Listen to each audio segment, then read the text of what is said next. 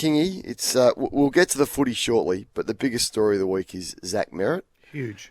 Where do your first thoughts lead you this morning? No one knows whether he's going to be there or not next year, really, right now. But it's always a huge story when your captain is weighing up options elsewhere.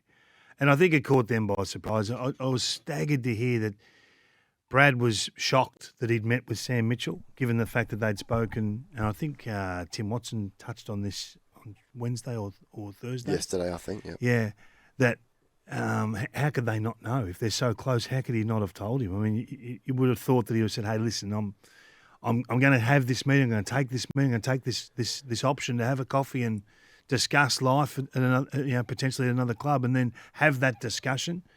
So the whole thing is really weird. The whole thing is really strange. And now we've got teammates coming out and having their say. So I think it's about to get a lot messier. We've got ex-teammates coming out and having their say. And like Jake Stringer's dipping into this. I feel like, Jake, you're the last person to actually have your say on this. Why is he the last person? Why would Jake Stringer... You think Jake Stringer did everything in his power to be a supportive teammate of those that he played alongside of and give his absolute all to turn the Essendon Football Club around? I'm not sure he did. I'm not sure why he, now at a different club, has any right to dip in and have his opinion on this story. I would think stay out of it. I think he'd be well versed on the downside of all those things you're saying, and have a great handle on what's happening at that club with all things. So then say it properly. So then if you got something to say, come out and say what you want to say. Like the little clues that he's leaving and the emojis and commenting on posts and things like that. If you're going to say it and tell us exactly your perspective. Let's not just try and add. As a current player, you can't say it. So what? So why do it at all? Well, that's a different discussion. That's my point. But yeah. Well, I've got no problem with him doing this. I mean, I think it's. This is the new landscape we live in. Players have got a voice, and they're prepared to use it. Yeah, well, there's no wonder they sort of got him out the door though, and weren't prepared to give him anything more than a 1-year contract. There's a reason for that. So I think Jake would have to look at himself as well. But this is not about Jake. So let's get to Zach. He's handled this about as poorly as you can handle it, in my opinion. This is a guy who has cried and moaned about not being paid enough money. So the club goes back and goes, well, okay, no worries. We'll give you the long-term deal, which you were happy to sign. You're then unhappy that you're not paid enough. So we'll go and renegotiate your contract and tip in and give you some extra money. This is a guy who's gone on about being a great teammate. This is a guy who's gone on about changing the standards of the Essendon Footy Club and making them relevant again and getting the on-field success that they want. And he's gone, at the first opportunity, nuclear. Absolutely nuclear has Zach Merrett. Now, I thought there was nothing in this story because it seems every year that Zach Merrett is unhappy and there's a trade rumour story about Zach. So when I first heard it, I was like, there's nothing in this. There's no way they're going to trade him. This is just another time where Zach Merrett is speaking to people and he's unhappy. Now there's the prospect that he's not going to turn up at the best and fairest, Zach Merrett. He's the captain of the footy club, someone who has said that he's going to help turn this footy club around, someone that they desperately need to lead this footy club back to relevance. And I'm telling you, if they got back and become a successful club, this would be a huge story, and Zach would have won all the praise from this as one of their most highest decorated players and best players ever. And now he's decided with 2 years to go on his contract to go nuclear and meet with another club, not tell the coach, and threaten not to turn up at the best and fairest. This is, I think it lacks courage here from Zach. And I think even if he goes on to win a premiership at Hawthorn, it's a cheap premiership. It's a cheap one. It's a Kevin Durant. Oh, this one would be. There are no cheap premierships. This one would be. Yeah. Oh, we'll see that differently. Look, hasn't he done everything he can for this club to try and get them that's to do all the paid to do? Yeah, no, I understand that, but it's not. I don't think this is necessarily about money. Do you think this is about money? No, it's not about money, but it's about you committed yourself to the footy club, and you have publicly stated that you're going to be driving standards and helping these young players through. He's got 7-8 years left of him. Zach Merrett. Like, I'm telling you, the rewards, if he stayed at this footy club and got them back to being successful, would be far outreaching those of going to Hawthorn and winning a premiership next year, which there's no guarantees, by the way. There's no guarantees you're going to win it there's a lot next more, year. There's a lot more Hawthorn. confidence about Hawthorn next year absolutely. than Essendon for the next 5. Yeah, absolutely. Absolutely. No, You've no got them problem. winning a final next year. I said they, at round 11, I said they could be in the mix of winning a final You said next they'd win year. a final Yes. next year. I said they're a chance to win a final next year. No. You said they will win a final next year. Yeah, before they were absolutely ravaged by injury. This club is doing the right thing. This club was on the right track. Why are so many players wanting to leave? Well, Not so just many. Zach. Well, Draper's just left. We've got Ridley is meeting Brisbane. Yeah, Ridley was happy got to sign for 6 years. Yeah, but so they're all looking to leave. Why? What's the root cause of all that? well, Ridley's he's injured and he's worried about their fitness program. Draper was reportedly. injured. They've all been injured. Yeah. Well, I mean, exactly right. Well, So why are they wanting to leave? Because they want success. They want cheap, quick success. They want to go to Brisbane and have the success there. And Draper gets a 5-year deal when his body is pretty shot, to be fair. So I'm not that concerned about Essendon not matching a 6-year deal for Draper, who's got a torn Achilles and a body that doesn't get him on the field.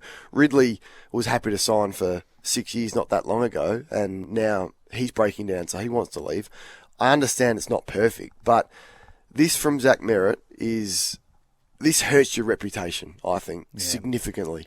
I think if Are you happy with the way he's gone about it? There's no easy As way. captain of the footy There's no easy way to go about this. If you want out, it's always going to be ugly, and this happened way back when with Lee Colbert.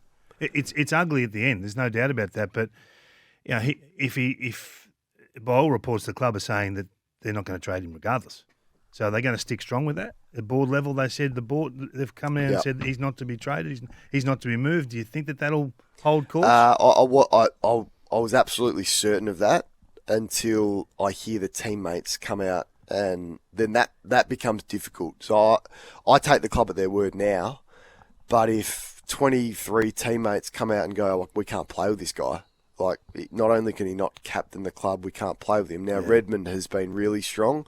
Nick Martin's been really strong from what I've seen in the last 24 hours. Then that becomes hard for Zach to walk back into the footy club. So maybe that's exactly what he wanted. It's all on Zach. Well, I'm not saying Zach. no, not at all. I think the club. So it sounds like what you're saying. No, I think the club's addressed the issues pretty honestly. Which issues? The ones that they've been asked about. Which ones? Well, fitness. Yeah, so they've they've completely. It's easy to sack people and bring people in like that. What else have they addressed? So what do you think they need to address? I think they've got problems with the relationship. The coach has got problems with the relationships with Do you players. think it's all on the coach? Not all, but I think that's a starting point. I think that if you talk to people in footy, which we do, this is not stuff we make up outside. So what are you saying? So what are you hearing then? Well, I'm just telling you. I think that they've got an issue with relationships.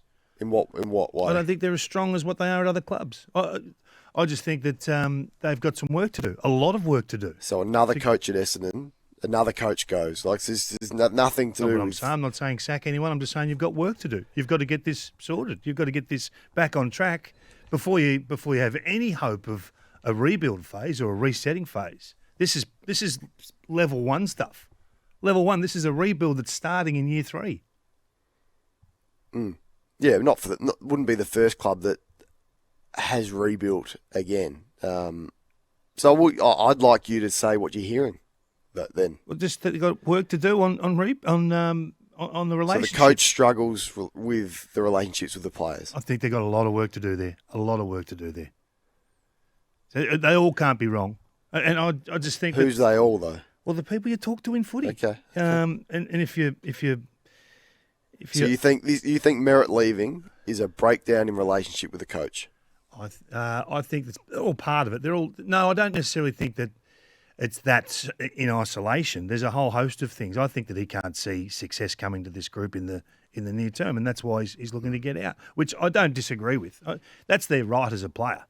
Well, it's not when you sign. It's not. That's why these but a lot of players are moving in contract. Players want the security of the long-term They're all moving. deal. Charlie Kerno. What did you say about Charlie? What do we say about... I said exactly that. Yeah, I said exactly that. I know, I said but it's becoming common course, isn't it? So the AFL Players Association, the weakest organisation in world sport. They will defend their players for breaking these deals, yet clubs can't do what they want to do with their own contracted players and send them wherever they want to go. I just think this is an easy out for Zach. I think this is one of the more easy outs I've ever seen. Well, you don't see Paddy Cripps doing this. You didn't see Matthew Pavlich doing this. You didn't see Nick Revolt, who would have wanted success as much as anyone, as captain of the footy club. You know what he did? He dug in. He demanded their standards clubs from the club. didn't have these problems. They didn't. They were well ran. They were given opportunity to win. Fremantle. They were given Carlton. They were given opportunities to win premierships. Carlton made a prelim 2 years ago.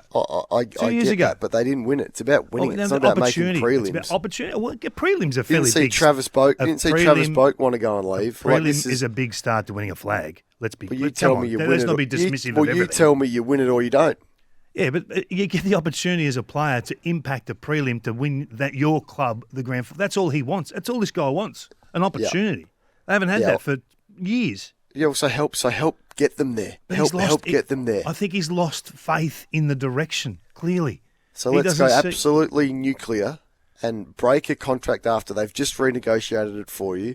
You've been at the coach's house 24 hours before you've met Hawthorn and not even tell them. You're close with the coach. Tell us what he thinks behind the scenes. What's happening at the Essendon Footy Club? How does he see I'm not close with the coach at all. Yeah, you spoke to him. I heard just during the week you said you spoke to him for half an hour. That doesn't mean I'm close to him. Well, you talked to a coach for half an hour. I'd say you'd be reasonably close. Not at all. I think it's good that the club has fronted up and not only gone publicly, but done it for a couple of times this week. I thought they handled themselves pretty well. Now, whether they 360.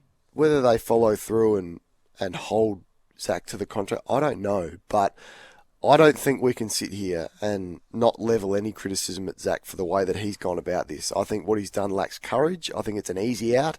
And I think if he goes to Hawthorn and wins a premiership and just swans in there, it's going to be a hollow premiership versus helping turn this footy club around like he said he would. And if they blame Zach wholly and solely, then they're missing some of the issues that they need to address. But they're not, though, because they're clearly addressing the fitness style of things. They've headhunted Innes from West Coast. Yeah. They've got him in. So they've sacked the recruiting department. They've sacked the medical department. Not the current recruiting department. The previous recruiting department have been there since 1998. They haven't sacked the current recruiting department. Next? So when we another department next year, what are we going to do?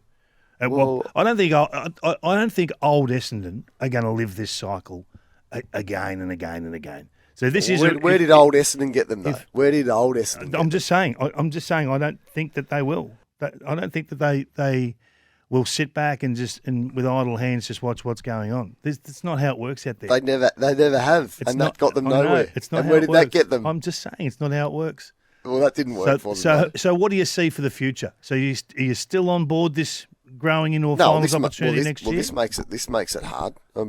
As I said to you when I said that comment about the finals, it was the proviso was if they get their off-season right and if they get their fitness department right. That was what I said. I didn't say they're just going to go and win a final. They needed to make really good decisions, and this hurts. This sets you back, and the relationships between the players clearly fractured. And we'll see what happens. What's the timeline for success now then? Oh, who knows? Is Merrett going to be there? 4 years? I got no idea. Is Merrett going to be there? Is Merrett going to be there? Same Merrett's there. Yeah, I think they've got some good young players that have the prospect of getting them the success that they want. But this isn't going to help. No idea how long it's going to take. You lose Ridley, you lose Merrett. I don't know. Who knows? But it's not ideal, and I think Zach has handled this incredibly poorly. I think he's been poorly advised, and I think it damages his reputation significantly. All right, let's launch into this game, Kingy. Hawthorn taking on Adelaide, and Josh Rochelle is back into the Adelaide side. Mitch Lewis, of course, comes back in for the injured Kaushadir. What are you looking forward to in tonight's game? Well, I'm looking forward to seeing who responds for the Crows, and I'm put on last night. Put on the captain. I think the captain has to put his hand up to take John Newcombe. If they can clamp Newcombe and restrict his influence, particularly clearance, then I think they're right in the game. If not, Newcomb's the only man for me in that midfield for the Hawks that can separate the game. I went back and had a look at the last time they played, And when Dawson was on him, he was actually too big and strong for Newcombe. And when Newcombe was on other players like Saligo and Berry, he was able to run amok. So I think that's a big matchup tonight. So I'm confident that Jordan Dawson will respond. My first thoughts take me to who comes with him. Who is it? Is it Saligo's night tonight? What are you? What is Jake Saligo? He's a trier. He's at his best. He's very good, but does he hurt you? So is it him? Is it Berry? Like Berry's touching the footy 12 times a game. Oh, if you're playing full-time mid and you're touching it 12, what are you doing? I know he's tough and combative and a good tackler, and he causes a bit of carnage around the footy, but you've got to be getting your hands on it more than that. Is it Peatling? Is it Isaac? I don't know. Is it Neil Bullen? Someone has to come along for the ride with Jordan Dawson. He'll play well tonight, Dawson. No worries. And then the same applies for Hawthorn. I'm pretty confident I know what I'll get from Newcombe. But who's going to come with him? Is it Dylan Moore, who's just down a fraction? Is it Nash? I don't know. Nash probably goes to Dawson. What's his role going to be? Is it Ward? So I don't know. Is it Warple? Who are the ones that are going to come along for the ride with their two star players? So Dawson and Newcombe, I reckon, play well. I think those that come with them next is going to decide the game, particularly through the midfield tonight. I don't think there's any guarantees on Dawson. You're not sure? He was poor last week.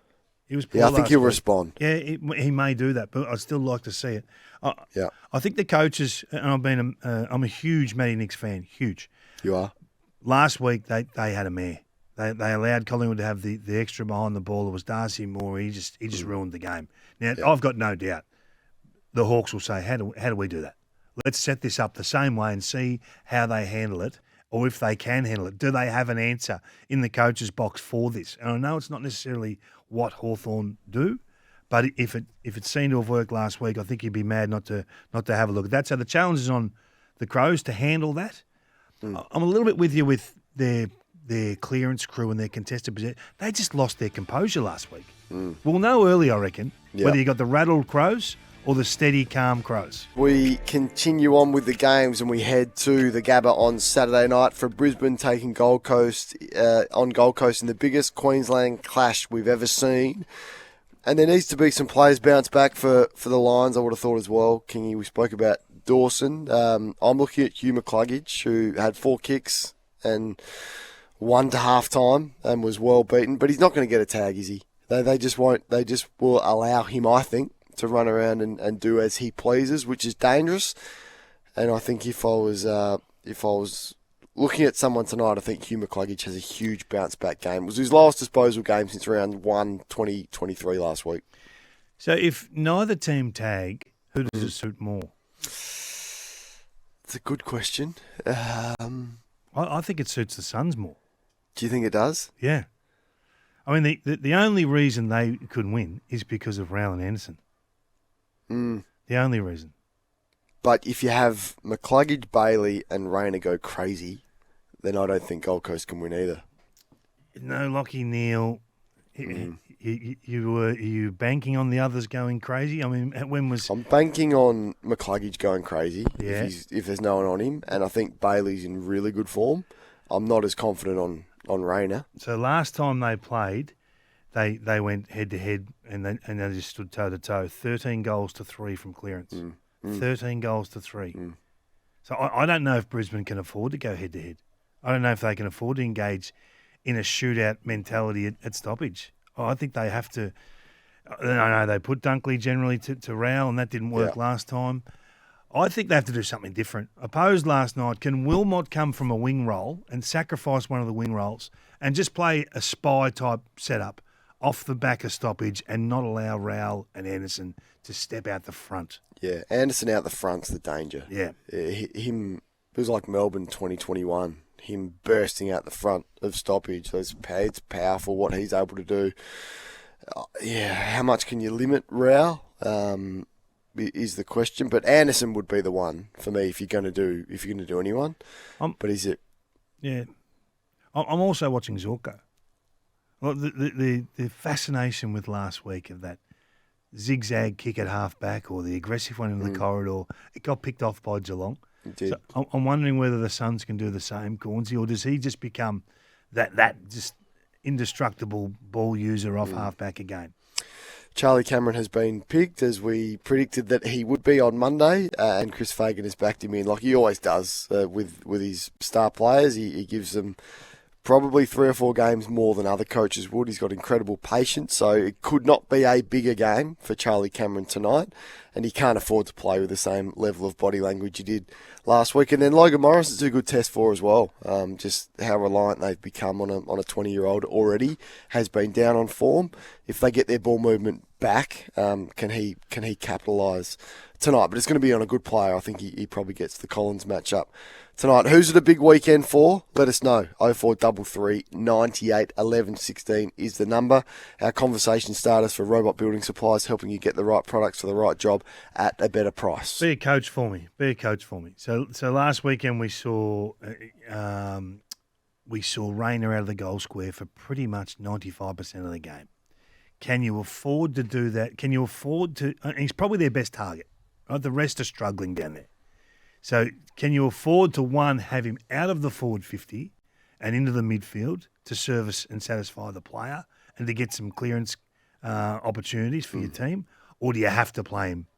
Do you have to play him deep? I think you've got to try and get him going early. And to get him going early, I think his best stuff is around the footy. I love him in and around centre bounce, centre half forward, where he wins big contests, and usually they lead to scores.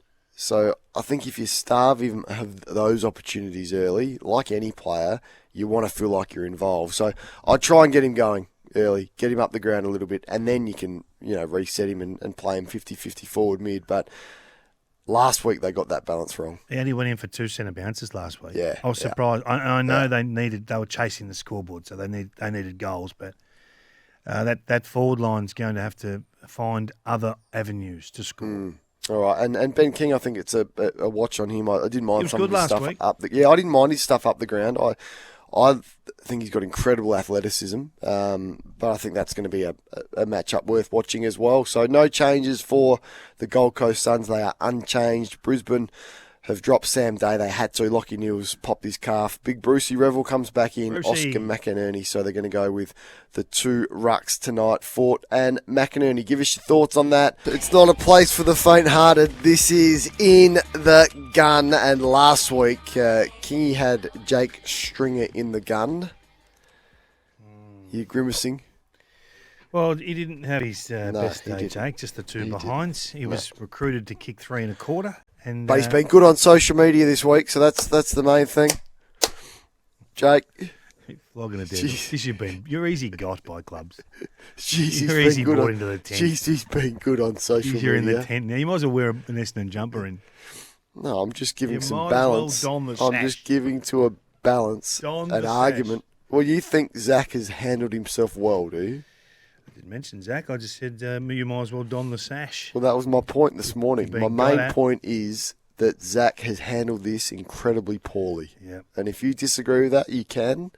But I find it hard for you to sit there and you get up early hat and tell me that Zach has handled himself well this week. There's no easy way to exit a club. I had a bit of a light-hearted one last week. The Knighton Footy Club and their president for handing out the 5-year deals, which didn't work for them, and they lost. In the Gun is for Grays.com, Australia's leading online auction marketplace. Kingy, who have you got in the gun? Listen to this. Oh, that is a good bit of gavel action there. Yeah. Now, Big Jared Witts is hardly sneaking up on anyone, right? He's hardly sneaking up on the competition. He's had a fantastic year. Yeah, David Hamwick speaks about him every press conference. He couldn't have talked about him more. He couldn't have. So there's 2 ruckmen that are up against him tomorrow, and that is our man Big Oscar and Darcy Fort.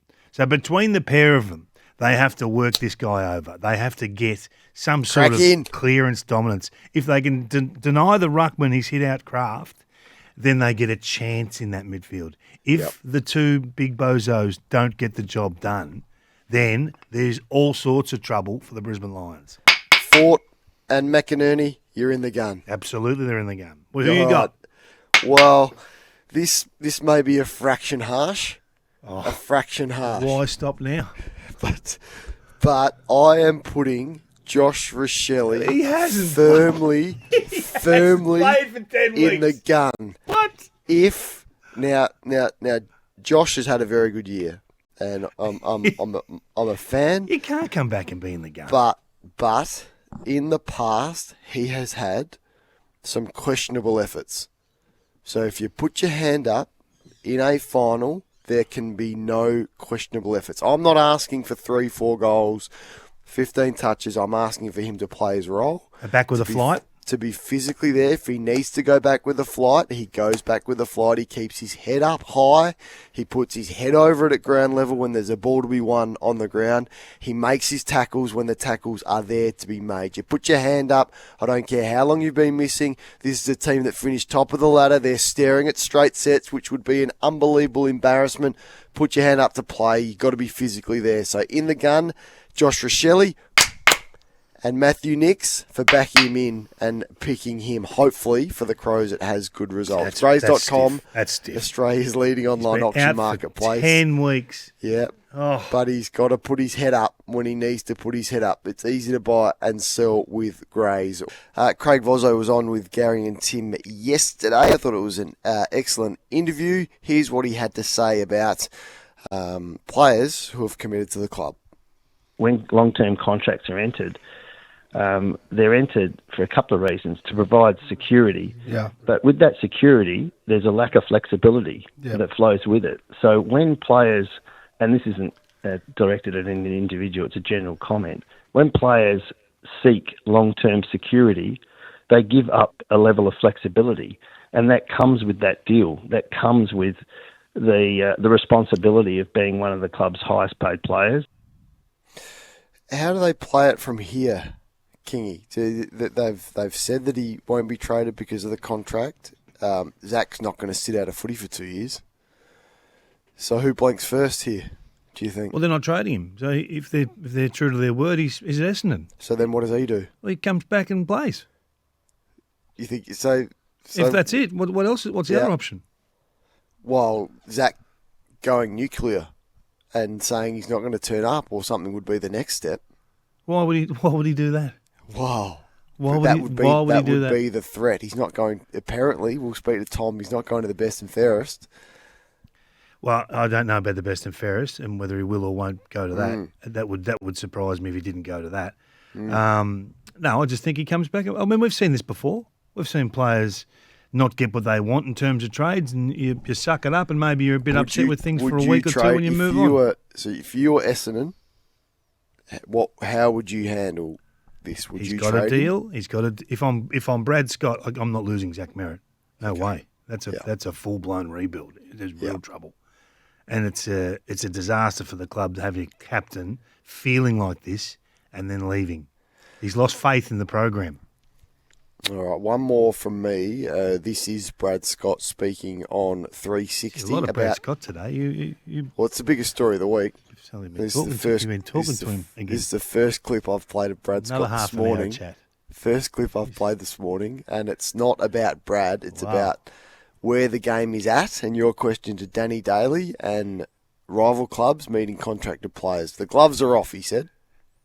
Is what Sam Mitchell's doing fair? Reasonable? Oh, well, Has it angered you? Well, I think the world's changing. You know, there'd be a time and a place in which I'd be, pretty disappointed. But the reality is now the gloves are off and all's fair in love and war, and that's the path they want to go down. Then we'll play at that game too. Time for the AFL to step in, do you think, with this? Yeah, I think this is an ugly part of our game, Yeah. and I understand whilst it's open to everyone, then everyone's doing it.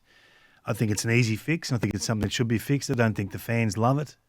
You talk to the news hounds and they say we love any talk about potential player movement. So I think there should be two windows, one mid-year and then obviously the end of season. I don't love what we're doing here. But you know what? All's fair. All's fair. If I'm a Hawthorn supporter... Oh, no, I love it for Hawthorn. I love it from Hawthorn. So no issue. That's the deal, isn't it? No issue when at all. When you're on the wrong end of it, you hate it. Oh, yeah. No, this is what you do if you want to become better. Hawthorn fans sitting there absolutely loving it. So until the AFL step in, there's going to be more of it. It's going to get uglier, and everyone's going to try and copy what the Hawks are doing. So if Zach, it's on the AFL. Question for you. So if Zach Merrett does get traded to Hawthorn, he does leave, what hope have they got of getting a Zach Butters or a Harley Reid down the track? Yeah, it makes it hard. Makes it hard. Almost impossible. Yeah, they'd be in the Melbourne camp. These clubs are struggling to recruit players for those reasons. Bailey Smith yesterday. Yeah. We're all in our own workplaces, and we all deserve a little bit of respect and to be treated accordingly.